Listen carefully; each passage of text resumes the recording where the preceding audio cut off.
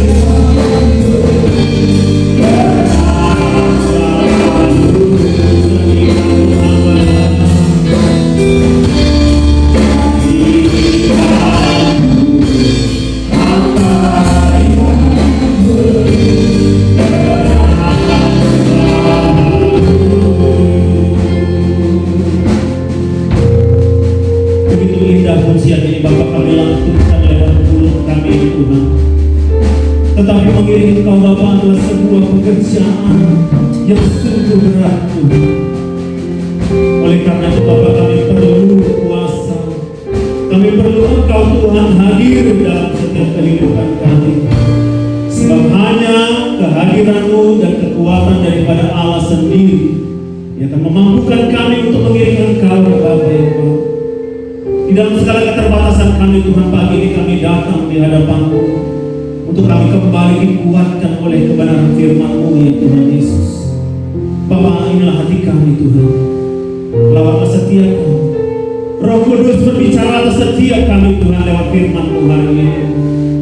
Bapa-Mu yang dalam segala hamba-Mu ini Tuhan, dalam segala keterbatasannya Tuhan, biarlah Kau pakai Bapa dengan urapan yang khusus daripada Allah Bapa. Urapan surga biarlah turun atas hamba-Mu dan boleh Tuhan mengucapkan setiap isi hati-Mu lewat mulut di bibir hamba-Mu ini Tuhan. Dan semua kami diberkati pagi ini Bapa dan dikuatkan. Terima kasih Bapa buat pagi ini. Terima kasih buat kesempatan yang masih Kau berikan untuk kami boleh mendengar suara-Mu.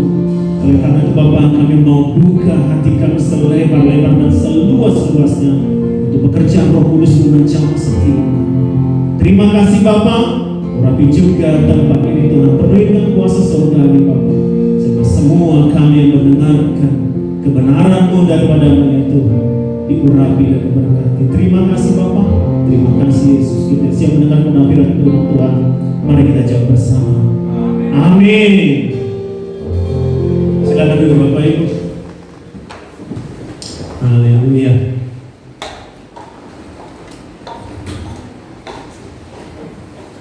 Ya, shalom Bapak Ibu. Semua sehat? Ya, luar biasa ya.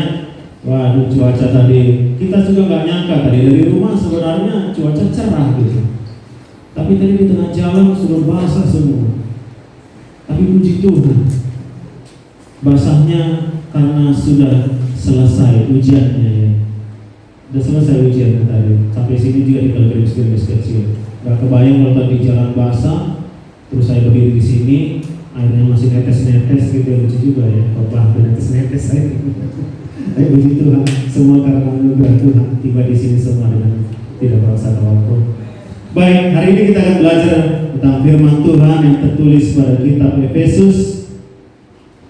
Efesus pasal yang ketiga ayat 14 sampai 21. Efesus pasal yang ketiga ayat 14 sampai 21. Ya, mari kita baca bersama-sama. 1, 2, 3 ya. Sebabnya aku sujud kepada Bapa, yang daripadanya semua turunan dan di atas bumi menerima namanya. Aku berdoa supaya Ia menurut kekayaan kemuliaannya menguatkan dan meneguhkan kamu oleh Roh-Nya di dalam batinmu, sehingga oleh iman Kristus yang di dalam hatimu dan kamu berakar serta berdasar di dalam kasih.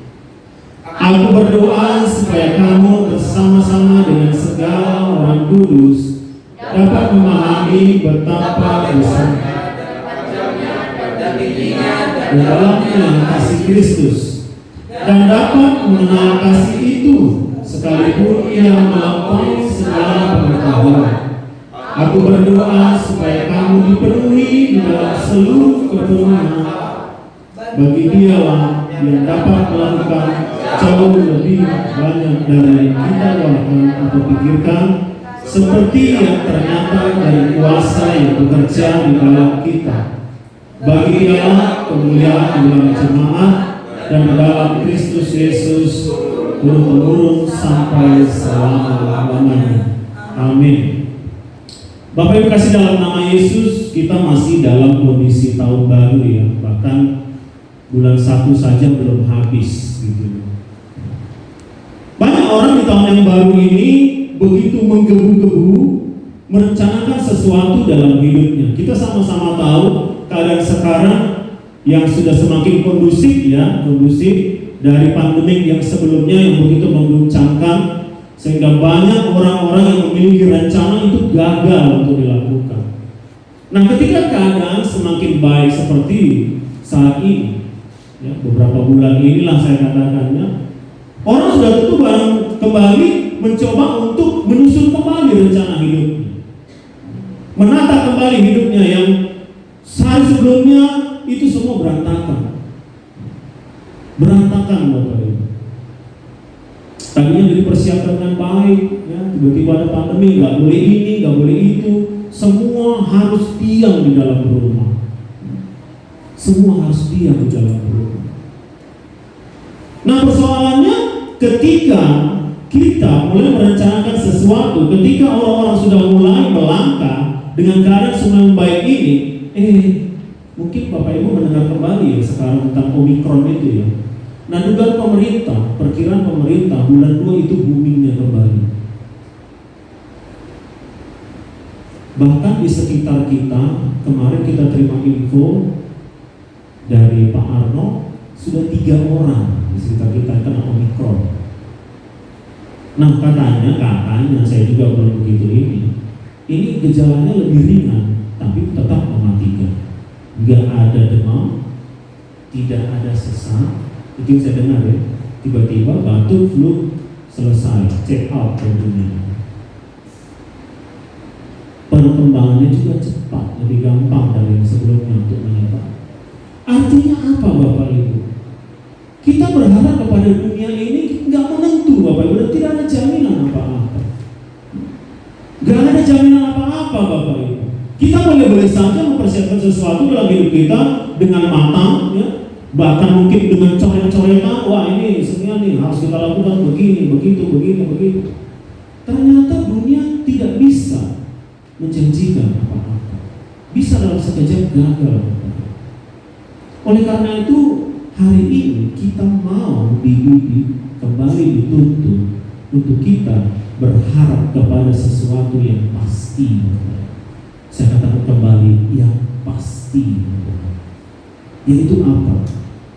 Menyusun kehidupan kita ke depan untuk menapaki tahun 2022 ini, yaitu mencari kehendak Allah. Bukan kehendak diri kita, bukan kemauan dunia sekarang yang menuntut, yang ingin banyak hal yang mungkin membuat pandangan kita menjadi sama-sama memandang kemuliaan Tuhan.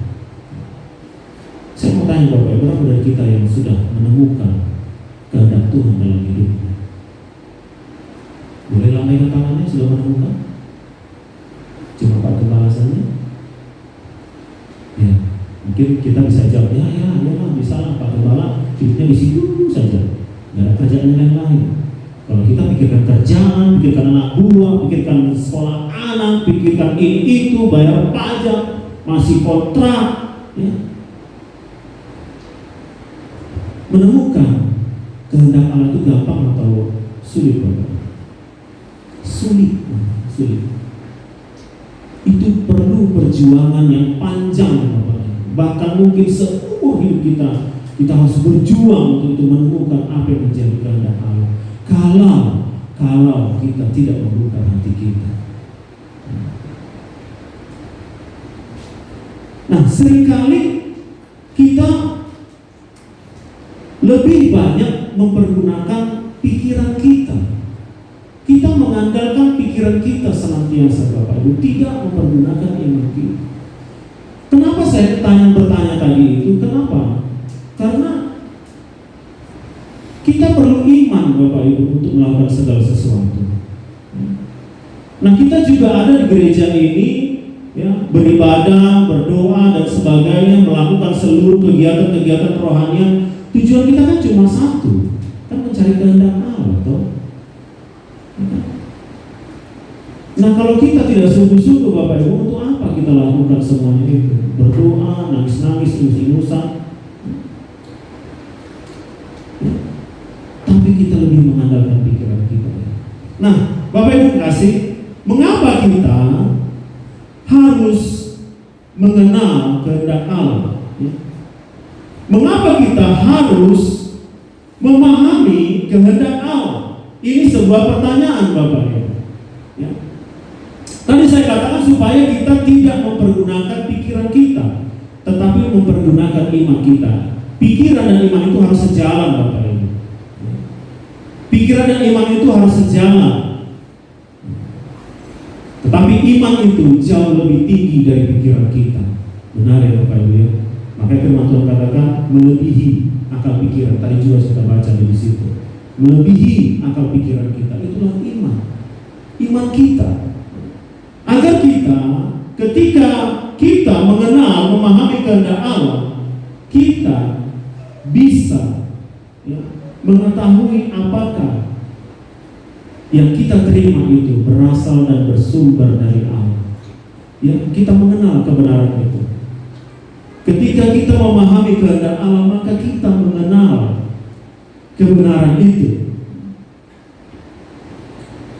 Dikatakan dalam firman Tuhan yang tadi, coba dibuka di ayat yang 18 sampai 19. 18-19. Oh, dari 16 deh, dari 16 dulu, dari 16 dulu. Oke. Di sana dikatakan, aku berdoa supaya Ia menurut kekayaan kemuliaannya menguatkan dan meneguhkan kamu oleh iman, oleh rohnya di dalam batinmu.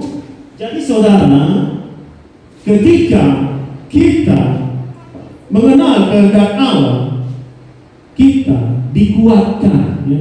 Batin kita dikuatkan oleh rohnya. Saudara,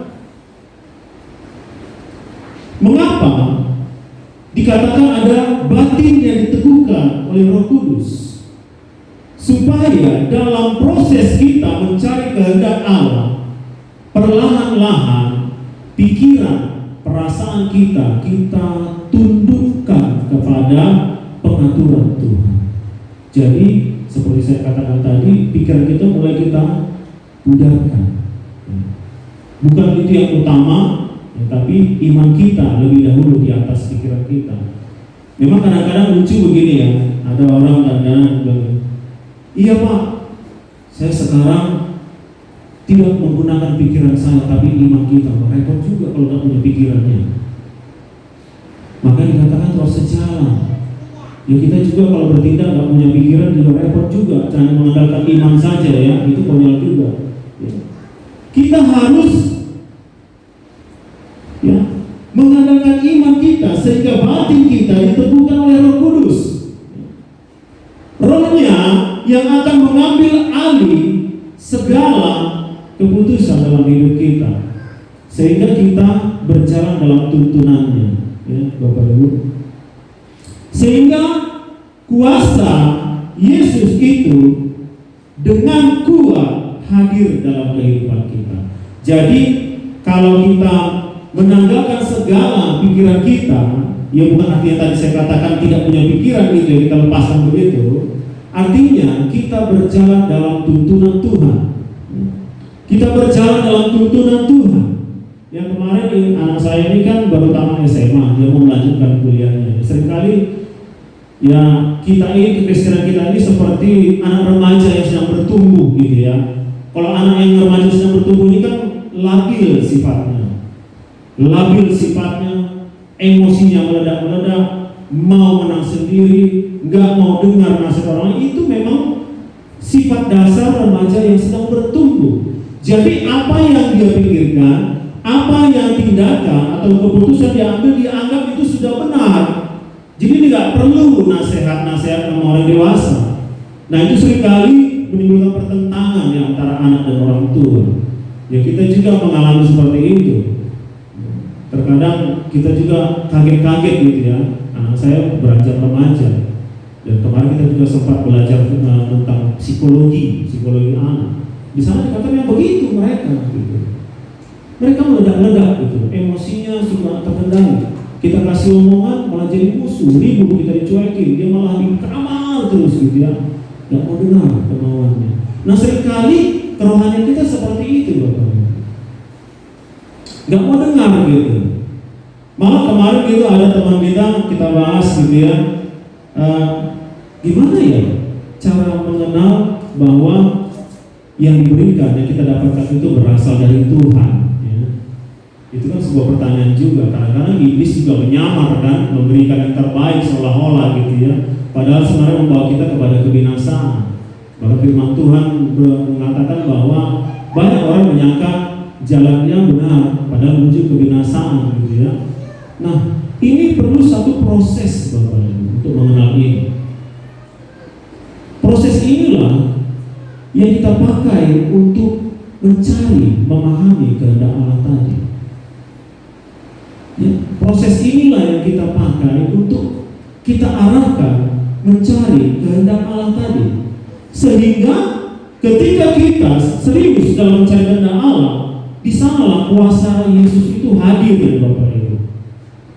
Kuasa Yesus itulah hadir. Dialah yang menuntun kita sehingga ketika kita berdoa, kita menerima jawaban, ketika kita mengharapkan sesuatu dan kita mendapatkan sesuatu, kita bisa yakin bahwa itu berasal dari Allah atau bukan. Kita pasti bisa merasakan, roh kita akan nyaman dengan itu. Kemudian yang kita terima itu pun akan membuahkan hasil yang baik juga, bukan hanya bagi kita, tapi bagi orang-orang sekeliling kita. Dia berdampak yang baik. Itu yang berasal dari Tuhan. Kemudian kita bisa memahami dalam pikiran dan mengalami dalam hidup. Jadi ketika kita mengenal kehendak Allah dan hidup dan mengenal apa itu kebenaran, kita akan memahami dalam pikiran dan mengalami dalam hidup. Jadi ada dua hal Bapak Ibu. Di sana ketika kita memahami kehendak Allah, pikiran kita dan pengalaman hidup kita akan mengalami bagaimana Tuhan itu menuntun kita. Amin. Kita dituntun Bapak Ibu. Memang terkadang kita, bagaimana saya katakan ya, selama kita hidup ini memang banyak persoalan kita hadapi Bapak Ibu. Tetapi tergantung kita menghadapi. Saya mengatakan satu hal, mungkin pernah saya sampaikan kepada Bapak Ibu. Iblis itu luar biasa membodohi dan menipu kita ya, dengan banyak persoalan. Mungkin tidak separah nabi-nabi dulu ya, persoalan kita hadapi tidak sampai mencucurkan darah, tapi kita sudah menyerah gitu ya. Kita sudah menyerah. Teman-teman kita pun yang ada di kampus banyak yang menyerah Bapak Ibu, belum apa-apa. Dan yang sangat menyedihkan hati saya, mereka adalah orang-orang yang sudah melayani, tapi terjadi seperti itu. Ya.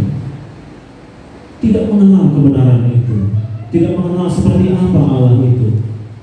Kalau kita tidak mengenal Allah itu, tidak mau tahu dengan kemauan Tuhan itu, bagaimana kuasa Tuhan ada dalam hidup kita, bagaimana kuasa Tuhan bekerja dalam hidup kita. Belum apa-apa kita sudah tolak, belum apa-apa kita sudah tidak terima. Jadi ketika kita memahami kehendak Allah, maka kita akan mengenal kebenaran itu. Kemudian poin yang kedua Bapak Ibu adalah agar kita hidup di dalam kebenaran itu. Jadi kalau kita mengenal kehendak Allah itu, maka kita akan bisa hidup di dalam kebenaran itu. Ya, kita bisa hidup dalam kebenaran itu. Bapak Ibu, kebenaran itu di dalam hidup kita akan terima kalau kita mau menerima setiap proses yang kita jalani. Ingat Bapak Ibu, proses yang kita alami adalah gunanya untuk mendisiplinkan kita menerima berkat-berkat Tuhan. Saya ulangi Bapak Ibu, proses yang kita terima itu gunanya untuk mendisiplinkan kita menerima berkat-berkat yang akan Tuhan limpahkan kepada kita. Sehingga kita tidak menjadi lupa diri, sehingga kita tidak lari melenceng ke kiri dan ke kanan, tetapi hati kita tetap melekat kepada Tuhan. Terkadang kita harus keluar dari zona aman kita, kehidupan yang mungkin menurut kita, wah ini luar biasa Tuhan itu, memang luar biasa. Tetapi hati-hati Bapak Ibu dengan kenyamanan yang kita miliki. Hati-hati dengan kenyamanan yang kita miliki. Saya belajar satu hal begini Bapak Ibu. Ini jadi sebuah kesadaran bagi saya sendiri ya. Mungkin Bapak Ibu ngalami ya, baru-baru kan liburan nih, ya kan? Baru-baru liburan. Entah kalau Bapak mengalami, saya coba mengungkapkan apa yang saya alami ya Bapak Ibu. Kalau di rumah gitu ya, saya setiap kali habis mandi saya suka berdoa, nangis sendirian gitu ya.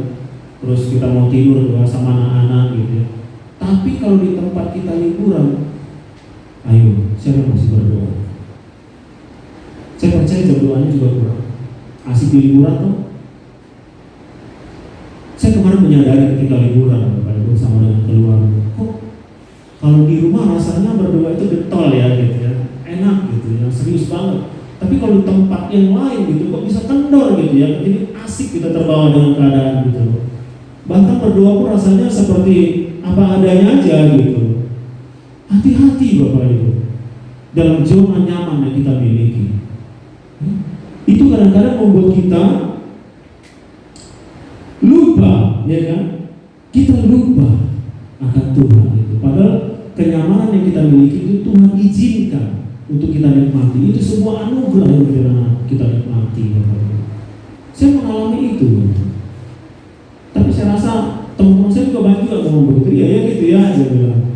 Kalau kita di rumah rasanya doanya enak gitu ya. Oh jam 2. Tapi di tempat liburan lupa. Hahi jalan sana jalan sini. Lupa berdoa. Asik di jalan-jalannya, asik ketawa-tawanya gitu. Ya, menikmati keindahan. Padahal semua karena anugerah Tuhan yang diizinkan bagi kita. Ya. Ada sebuah contoh yang begini. Kadang-kadang kita ini orang Kristen ini kan suka copy paste ya. Suka copy paste. Jadi ini sebuah proses yang menurut saya sebuah pelajaran juga Bapak Ibu. Jadi saya contohkan begini. Ada dua orang ya, mereka berteman baik Bapak Ibu. Dan dua orang ini sama-sama Muslim. Awalnya sama-sama Muslim, bukan Kristen. Satu ketika salah satu orangnya dengan proses yang dia alami, dia kenal Yesus.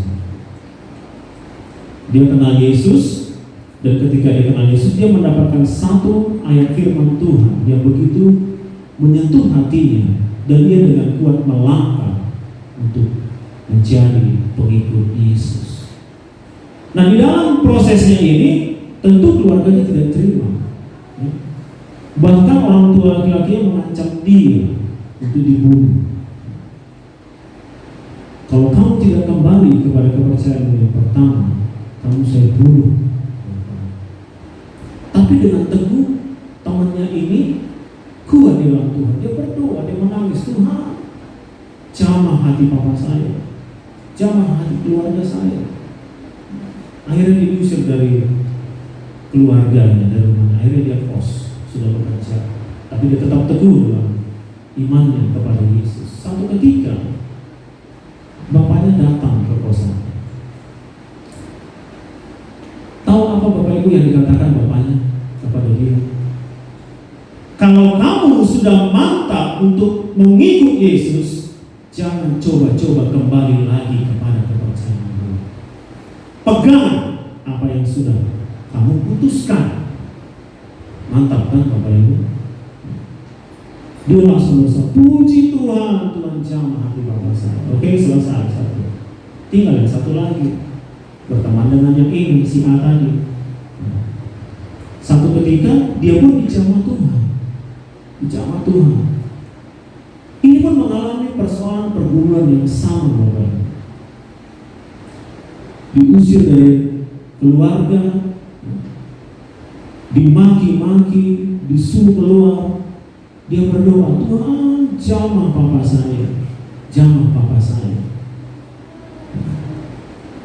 Karena dia berteman dengan si A tadi, dia pakai ayat yang sama Bapak Ibu, dengan harapan bahwa bapaknya juga dijamah gitu ya. Dia pakai ayat yang sama Bapak Ibu. Tuhan begini, dia ucapkan ayat yang sama seperti temannya tadi. Dia berdoa seperti temannya tadi, jamah hati papa saya. Enggak kejadian Bapak Ibu. Enggak seperti apa yang diharapkannya jadi sama kamarnya tadi itu. Berbeda yang terjadi Bapak Ibu. Nah ini saya katakan proses tadi. Dia hampir kecewa Bapak Ibu. Bahkan dia hampir bunuh diri. Temannya tadi gak sampai bunuh diri, gak lama lagi jamah Tuhan bapaknya. Tapi ini tidak. Ketika dia berdoa malah kejadian lebih parah lagi, makan lebih gawat lagi dari temannya ini. dia sampai dipukul, sampai ditendang, sampai mamanya nangis-nangis, kamu tega tinggalkan keluarga, kamu tega, begitu ya.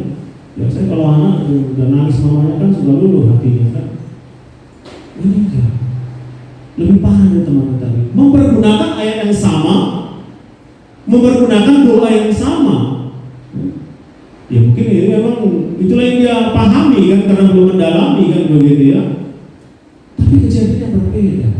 Artinya apa pembelajaran yang terdapat dari peristiwa ini? Firman Tuhan katakan cobaan-cobaan kamu alami bukanlah hal yang luar biasa, adalah hal yang biasa. Itu tetapi di sana dikatakan bahwa tidak semua orang memiliki kekuatan yang sama. Tidak semua orang memiliki kekuatan yang sama. Satu hal yang pasti Bapak Ibu, proses itu mendisiplinkan kita. Jadi ketika doa kita dijawab ataupun kita diberkati, kita tetap berpegang teguh kepada Tuhan. Jangan takut diproses Bapak Ibu. Jangan takut diproses. Saya sama istri dan keluarga saya juga ada banyak diprosesnya. Tapi proses itu mendewasakan kita. Banyak segi positifnya kita ambil dari setiap proses yang kita miliki Bapak Ibu. Pertama, kita dewasa. Kedua, kita bisa mempengaruhi orang lain dengan proses yang kita alami. Itu sebuah fakta gitu yang kita ceritakan, bukan cerita orang lain ya. Dikatakan bahwa pencobaan biasa itu tidak melebihi kekuatanmu. Seperti cerita tadi bahwa setiap orang tidak memiliki kekuatan dan kemampuan yang sama menghadapi setiap pergumulan persoalan. Tuhan tidak akan memberi jalan yang sama kepada setiap orang. Pergumulan kita banyak Bapak Ibu, mungkin sama ya. Apalagi belakang ini pergumulannya sama, yaitu apa? Soal apa? Soal keuangan Bapak Ibu dengan keadaan sekarang ya. Seperti sampaikan pertama tadi, orang begitu getol merancangkan sesuatu, mumpung keadaan lebih baik, mumpung ekonomi sudah mulai berjalan ya. Tapi semua tidak memiliki hasil yang sama Bapak Ibu. Mungkin diberkati, yang satu diberkati 50 perak, yang satu diberkati 100 perak, tapi yang lain tidak dapat sama sekali, malah lebih terpuruk, nggak dapat apa-apa, malah lebih parah, gitu ya. Tapi kita mau diajar Bapak Ibu bahwa ketika kita memahami kehendak Allah, kita akan diproses dan gunanya adalah untuk mendisiplinkan kita untuk bisa menerima mujizat dan berkat-berkat yang lebih lagi. Kita menjadi pribadi yang tertib, kalau saya katakan pribadi yang lebih tertib. Nah kemudian lewat proses tadi kita akan bisa berakar dalam kasih kepada Allah dan kepada sesama manusia. Itu saya katakan tadi, proses itu tidak hanya membuat kita dewasa, tapi proses yang kita alami itu juga sebuah pengalaman yang bisa membawa orang lain juga untuk mengalami proses yang dia alami, ya kan, karena berbeda-beda gitu ya, untuk dia juga kuat di dalamnya. Ada buktinya kita. Seperti itu Bapak Ibu. Kemudian supaya kita bisa dipenuhi oleh seluruh kepenuhan Allah. Artinya bahwa dalam setiap tindakan kita, dalam setiap perbuatan kita, dalam pikiran kita, kita memancarkan apa yang menjadi sifat-sifat Allah. Sifat-sifat Allah, bukan menjadi Allah ya, tapi memiliki sifat-sifat Allah. Nah, sifat-sifat Allah seperti apa? Kita perlu tahu, dan kita akan semakin tahu kalau kita sering membaca firman Tuhan. Kita sering membaca firman Tuhan. Kemudian hal selanjutnya adalah bahwa ketika kita hidup dalam kebenaran, selain daripada kita mengalami proses, hal yang selanjutnya diminta adalah kita meninggalkan kejahatan. Coba dibuka di 2 Timotius 2 ayat 19. 2 Timotius 2 ayat 19.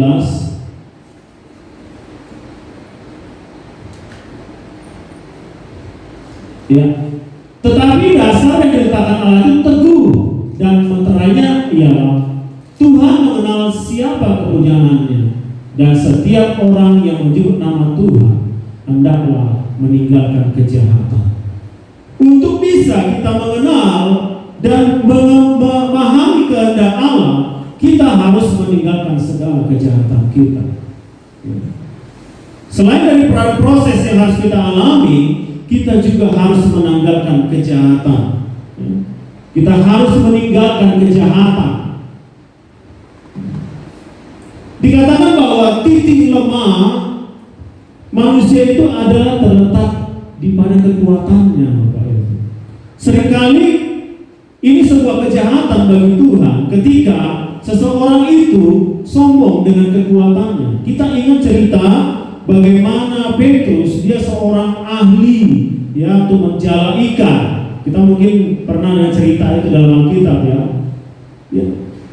Ketika Yesus ada di sana, dia mencoba membanggakan kemampuannya sebagai penjala ikan. Oke, kita turun, kita menjala ikan. Nah, teman-temannya juga ikut, karena mereka tahu Petrus ini jago ini nangkap ikan kan gitu ya.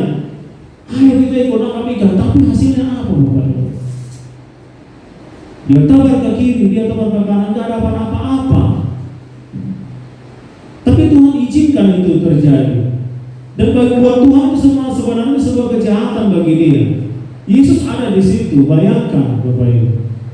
Ya mereka sudah kabar bagaimana, sudah tahu bagaimana Yesus dengan mukjizatnya.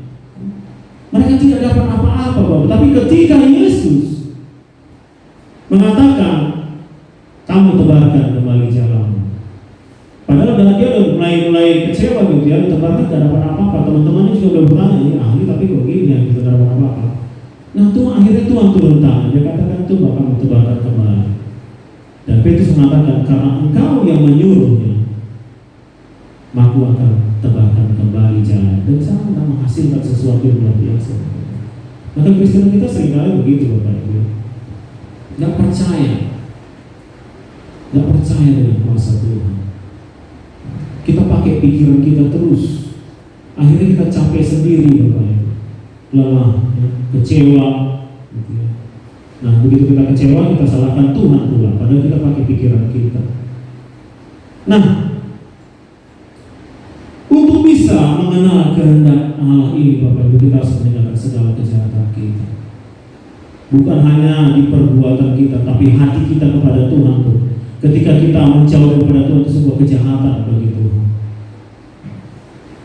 Kemudian hal berikutnya Bapak Ibu yang kita harus lakukan untuk mengenal kehendak Allah adalah kita hiduplah seperti anak Allah yang hidup dalam kebenaran. Artinya kita hidup seperti apa yang ditunjukkan oleh Yesus. Ya, artinya pola hidup Yesus sepanjang dia di dalam dunia ini, itulah yang menjadi patron kita untuk hidup di dalam dunia ini. Itu adalah sebuah contoh yang dikatakan dalam Alkitab, dalam firman Tuhan ini. Bagaimana Yesus hidup selama dia ada di dunia ini. Seperti itulah kita selayaknya hidup. Saya percaya ketika pola hidup kita seperti apa yang Tuhan Yesus contohkan, kita akan mengenal, kita akan memahami apa itu kehendak Allah bagi hidup kita. Nanti pertanyaannya Bapak Ibu,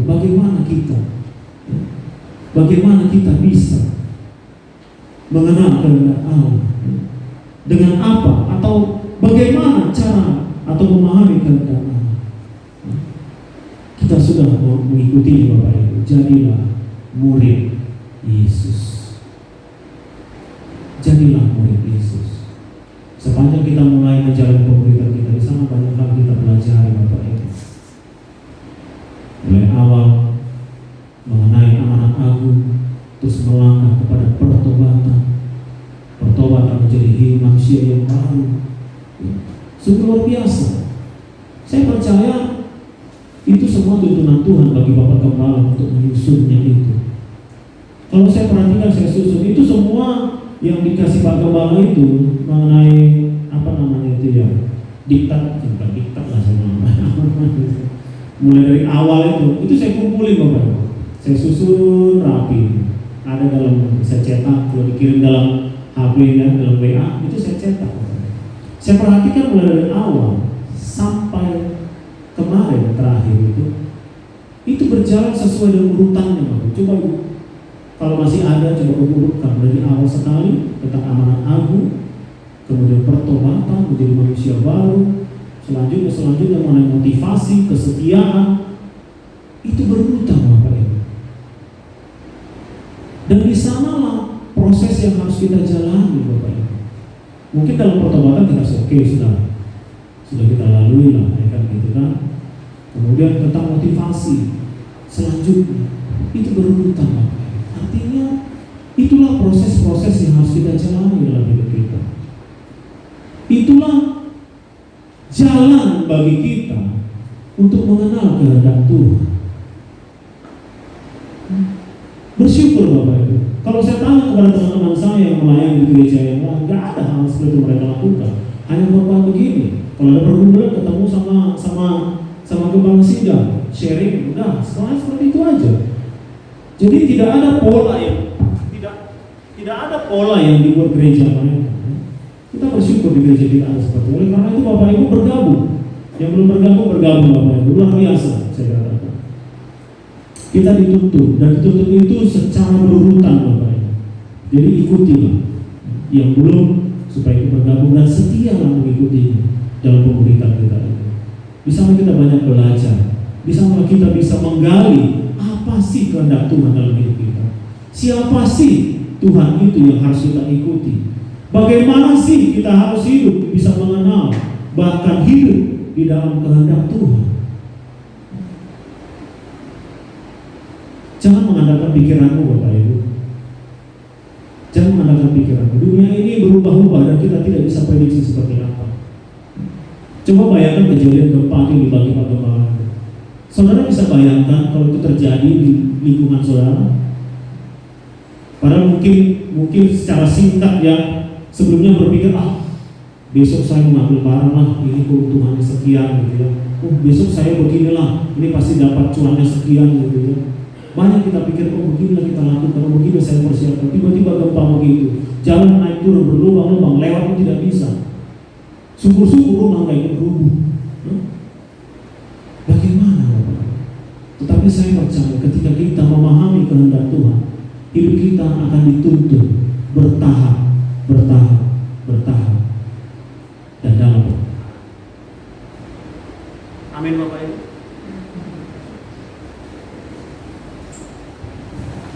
Habis baterai. Ya, siang hari ini kita diajarkan kembali. Bapak Ibu jangan pakai pikiranmu, carilah apa yang menjadi kehendak Tuhan dalam hidupmu, dan kita akan sama-sama melihat bagaimana kuasa Tuhan hadir dalam hidup kita. Ya, Allah itu luar biasa baik Bapak Ibu. Dia tidak akan pernah meninggalkan kita yang selalu mencari Dia. Ada satu firman Tuhan Bapak Ibu dikatakan demikian, carilah Tuhan selama Ia bisa dijumpai. Berarti artinya ada masanya. Mau kita cari dimanapun Tuhan itu, Dia sudah tidak berkenan dijumpai. Hati-hati Bapak Ibu. Jadi ketika kita masih diberi kesempatan Bapak Ibu untuk memahami kehendak Tuhan, cari kehendak Tuhan itu apa. Saya pun berjuang Bapak Ibu, saya juga belum pasti mendapatkan. Kalau saya mengandalkan pikiran saya, Bapak Ibu ya bukan mau pamer atau gimana ya. Saya katakan seperti itu. Tiba-tiba ada seorang gembala datang ke rumah kita. Mereka katakan mereka berdoa dan mereka tuntun ke rumah kita.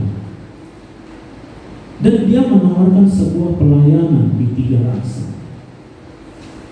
Jemaat ada 30 sampai 50 orang. Banyak Bapak Ibu itu permulaannya. Kalau saya mengandalkan pikiran saya, hebat, jadi kepala, luar biasa tuh Bapak Ibu. Kalau saya mengandalkan pikiran saya bilang, mana tempatnya? Bisa bantu saya enggak? Di mana tempatnya? Enak Bapak Ibu ya. Belum apa jadi gembala, hebat, kan jadi gembala, jadi keren ya, jadi gembala ya. Tapi kalau saya pakai pikiran saya, mungkin saya udah terima langsung. Tapi saya berdoa, saya katakan, Pak, kami berdoa. Dan sampai sekarang pun saya belum dapat jawaban. Belum ada, bro. Ya kalau Tuhan belum suruh jalan, ya ngapain saya jalan? Mati konyol saya di sana. Mengerjakan sesuatu dengan pikiran, habis saya di sana. Berjalan tanpa iman namanya kan, tidak berkenan Tuhan. Saya nggak mau, enak sih. Bahkan ada yang bilang, wah yang mau jadi gembala gitu, hebat gitu. Bahkan ada yang bilang, gini. Kalau kamu sudah jadi gembala, otomatis kan orang nanya anakmu kan sudah mulai dewasa. Iya. Pasti orang-orang yang mendekati anakmu tidak akan menjadi bukan orang-orang sembarangan lagi. Gitu. Kenapa? Tuhan gembala loh. Gitu. Ada level-level lagi yang mau datang. Gitu. Pasti yang bagus-bagus datang. Gitu. Nggak begitu. Cara kerja tidak seperti itu Bapak Ibu. Jangan pakai pikiran. Andalkan Tuhan, andalkan imanmu. Saya nggak mau jalan kalau Tuhan tidak suruh jalan. Bahkan Bapak Gembala bilang, kalau Tuhan suruh jalan. Masalahnya belum, ya jalan dulu kan. Jadi kita di sini sama-sama puji Tuhan ya. Jadi demikian Bapak Ibu, kita tetap akan terus berjuang untuk mencari kehendak Tuhan dalam kehidupan kita. Ya, kalau melihat umur kita, dikatakan dalam firman Tuhan sebenarnya kita ini kalau dihitung dari pengenalan kita ya, terutama yang dari kecil sudah Kristen ya, seharusnya kita sudah jadi pengajar katanya. Tapi segitulah dulu kemampuan kita ya.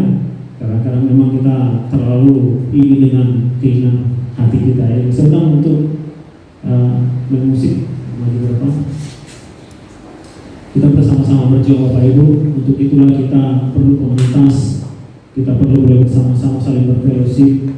Untuk apa gunanya? Saling mengenal, dan akhirnya kita kalau saling mengenal kita akan saling menopang, saling mendoakan satu dengan yang lain.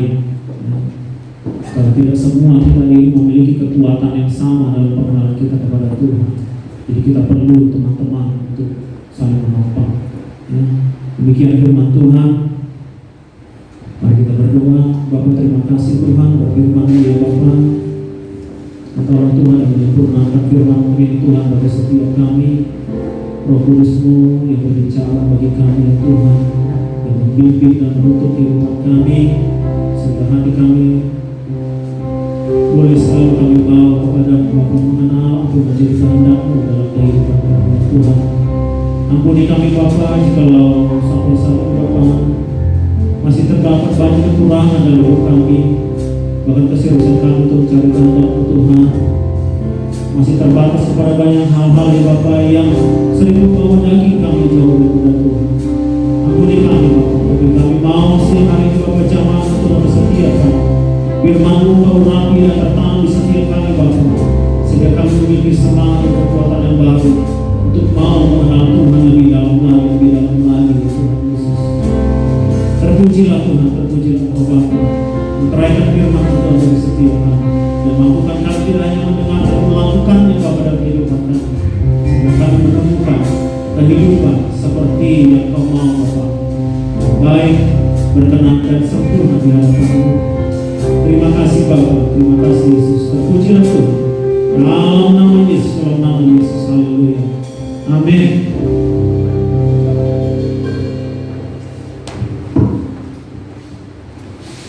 Puji Tuhan, Tuhan Yesus memberkati hamba-Nya yang sudah menyampaikan kebenaran firman Tuhan. Sebentar kita akan memberikan korban persembahan. Namun sebelumnya mari kita sedang berdoa. Bapa di surga, terima kasih Tuhan untuk kebenaran firman-Mu yang disampaikan bagi kami semua. Kami percaya, kami diberkati apa yang sudah Tuhan kami dengarkan itu bertumbuh, berakar dan berbuah bagi kemuliaan nama-Mu. Berkati hamba-Mu yang sudah menyampaikan kebenaran firman-Mu, pakai lebih lagi, urapi lebih lagi, pewahyuan lebih lagi, hikmat lebih lagi, turun atas kehidupan hamba-Mu. Kayak kemanapun Tuhan bawa untuk melayani, banyak jiwa dimenangkan bagi hormat kemuliaan nama Tuhan. Berkati keluarganya Tuhan, terus setia melayani di dalam nama Yesus. Ribasarnya kami akan memberikan korban persembahan ya Bapa. Setiap tangan-tangan yang memberikan, bahkan yang belum bisa memberikan, Tuhan balaskan berkat berlipat kali ganda. Berkati setiap usaha mata pencarian pekerjaan mereka yang berbeda-beda, biar diberkati dan dibawa Tuhan terus naik dan bukan turun di dalam nama Yesus. Terima kasih Bapa di surga, kami siapkan hati kami untuk memberi dalam nama Yesus. Haleluya. Amin.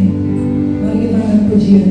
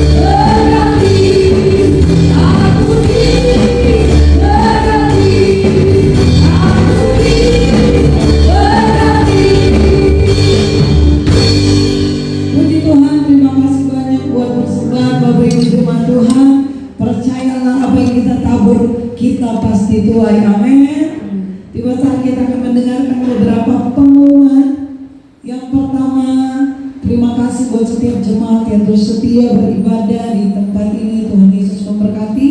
Selanjutnya konsel online kembali diadakan setiap hari Selasa jam 7 malam masih via Zoom. Konsel online setiap hari Selasa jam 7 malam via Zoom. Kita diundang untuk bersama-sama mengikuti konsel setiap hari Selasa jam 7 malam. Ada juga pemuritan dan mentoring. Waktu dan tempat ditentukan oleh masing-masing mentor. Jadi bagi Bapak Ibu yang belum punya mentor, harap melaporkan diri kepada Bapak Gembala. Jadi bisa diarahkan masuk ke tim yang mana. Sama-sama kita belajar, sama-sama kita bertumbuh di dalam Tuhan.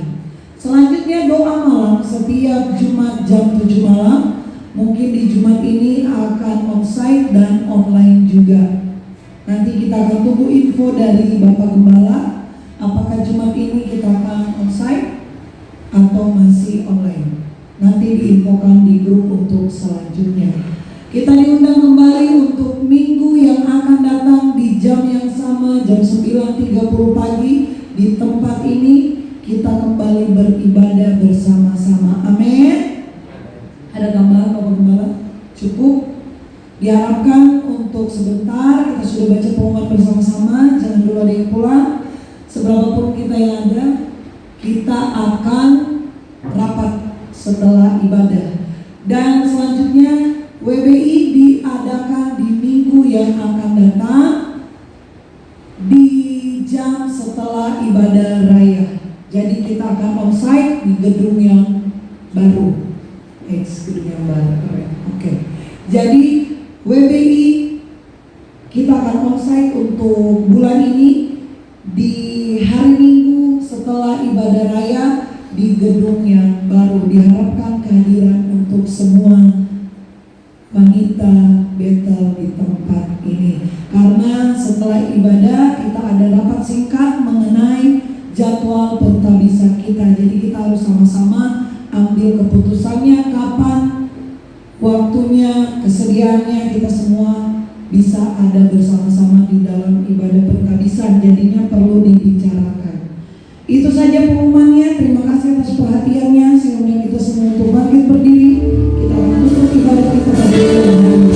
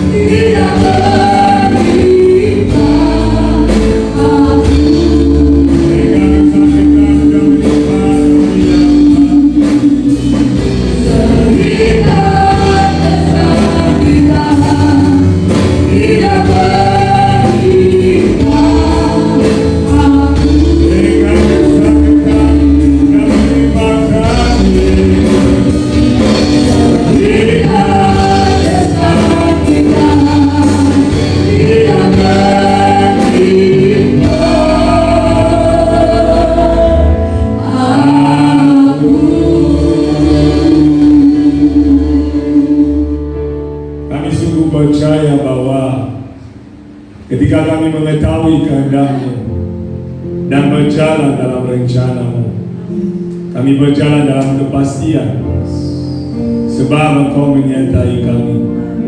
Terima kasih untuk hari yang berbahagia ini Tuhan. Terima kasih untuk firman-Mu.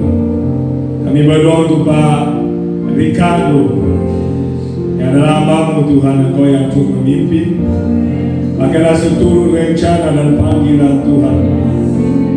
Tambah-tambahkan hikmat, pewahyuan, talenta, karunia, sehingga dimanapun berada, kapanpun Tuhan mengizinkan melayani, biar menjadi terang dan berkat bagi banyak orang. Berkati keluarganya, berkati kebutuhan-kebutuhan mereka, dan biarlah dalam tuntunan-Mu mereka berjalan dalam kesempurnaan. Kami juga berdoa buat jemaat Tuhan yang tidak semuanya hadir pada hari ini, khususnya Ibu Willy yang ada di luar kota, Tante Ezra, Pak Arnold, dan semua yang lain, Bu Faradina. Tuhan memberkati mereka, Tuhan dimanapun berada. Kami berkati pemerintahan kami. Kami percaya kami ada di Indonesia bukan sebuah kebetulan, tetapi ada rancangan yang indah yang Tuhan hendak kerjakan di bangsa ini. Maka berkatilah pemimpin-pemimpin bangsa, berkatilah Presiden Jokowi dan wakilnya, menteri-menteri yang menopang mereka, sehingga bangsa ini tetap dalam pimpinan kuasa Tuhan dan dipimpin dengan takut akan Allah. Kami berdoa buat gereja-gereja dimanapun berada. Tuhan memakai setiap hamba-hamba Tuhan, setiap jemaat yang ada untuk menjadi berkat, untuk menjadi terang di dalam kondisi yang tidak menentu ini. Dan kami berdoa juga untuk rapat kami sebentar, Tuhan yang memimpin dari awal sampai selesai, sehingga semua yang dibahaskan bermanfaat untuk kemajuan pelayanan ke depan. Dan saat ini kami akan akhiri ibadah kami. Kami memandang Tuhan, dan kami rindu menerima berkat daripada Bapa Saudari. Karena saudara arahkan hatimu kepada Tuhan, dan terimalah berkat daripada Dia yang telah mengasihi saudara dan yang akan selalu mengasihi saudara. Pulanglah dan bawalah segala berkat kasih karunia dari Allah Bapa, cinta kasih daripada Yesus Kristus, Anaknya yang tunggal, persekutuan yang manis dengan Roh Kudus, yang menuntun saudara, yang memanjakan saudara dan saya, hari ini sampai selama-lamanya, sehingga dalam pengetahuan akan kehendak Allah, saudara saya berjalan dalam rencananya yang tidak pernah gagal. Di dalam nama Yesus Kristus, Allah yang hidup, sudah diberkati Tuhan bersama, katakan amin.